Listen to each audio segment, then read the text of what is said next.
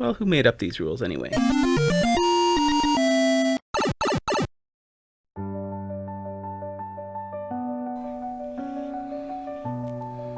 Hello, beautiful. Welcome to the world. 7 days old. So far, so good. Mama's doing a great job. She's done everything she can do to prepare. She's taken the breastfeeding on full force. And you've been sleeping. Bless you. Should we say hello to the world? Hello, everyone. This is the next chapter in my life. I didn't think that I would have another kid. I didn't ever think I'd get married again. I didn't think that babies could be so calm. This is a kind of a magical point where we embrace what's given to us. This baby has come from the new formation of our Filipino, Australian, Canadian family. I met my wife 2022, got engaged 2023, and we got married in 2023 at the end. Between Philippines, Australia, haven't been to Canada yet, but she's very much has the same demeanor as her mom, has kind of just like a go with the flow personality. So this is Ariella. And from what I understand about newborns, they can detect contrast between black and white. And I've just brought her in here for the first time. I've got this nice little rocking chair. And she's been sleeping like all day and all night, which is really nice. I think she's just going through that nice settling in phase, getting enough to eat, getting enough rest, getting to know her parents. I'm just giving her a gentle stroke of the head, just so she can feel some, like positivity from me and just get some idea about roles and what does mommy do and what does daddy do. I've tried to help with the breastfeeding, but it's pretty much a mother-daughter thing. We've got a whole bunch of breast milk frozen. There's so much milk coming at you that we keep putting it in the fridge and thinking, oh, it might get used, but every time there's a feed, it just goes right back on the breast. So it's all working really well, except for mom hasn't been able to sleep because she's so active with feeding.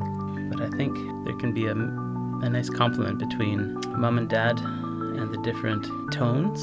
Like mom is very sweet and very nurturing, and that's what babies would need, that maternal, just comforting and feeding, right? Some good little feeding. And then from the dads, maybe there's a bit of protection there. Maybe there's a bit of security and peace, knowing that maybe the sounds, there's nothing frightening in the environment. Or maybe it's a gentle caress. Or maybe there's a bit of playtime and a bit of stimulation. Looking forward to some of the things that may be coming, like just some of those sweet interactions. Looks like you're awake now. So this is baby Ariella. As you can see, she's swaddled up there really nice, and she's pretty content. There's a lot to look at in here, that's for sure.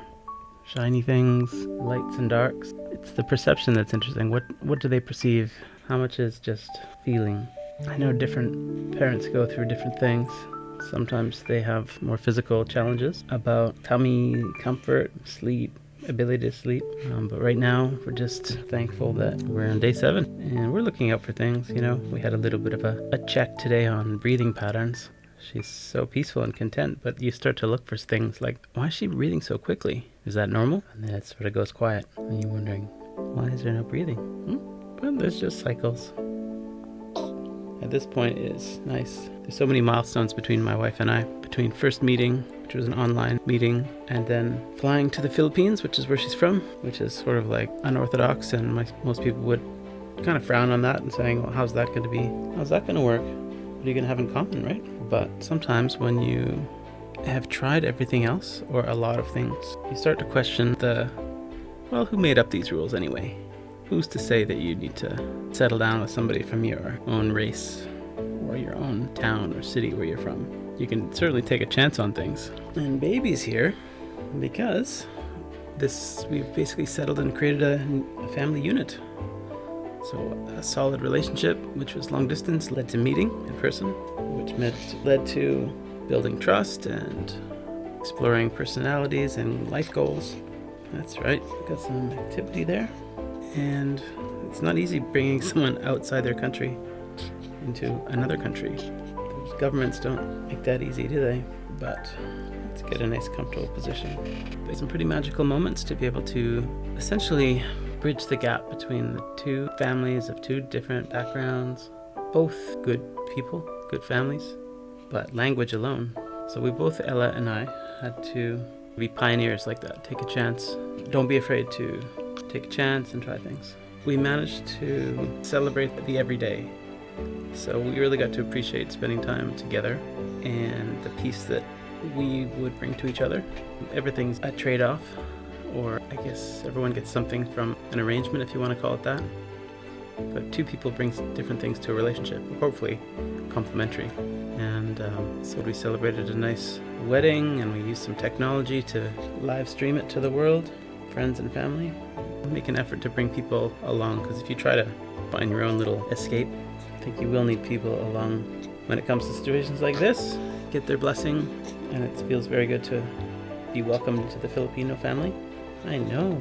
Let's get you comfortable in your bed, and we'll say nighty night. And we're learning a lot about things that she likes and needs. So likes a good little feed, so I'm going to take her downstairs. Hope you guys can draw some interesting things around that. There's definitely a lot of stories behind the scenes about how we got here. And I definitely want to do some How I Met Your Mother type stuff. All right. Say goodbye to Ariella. Bye, guys.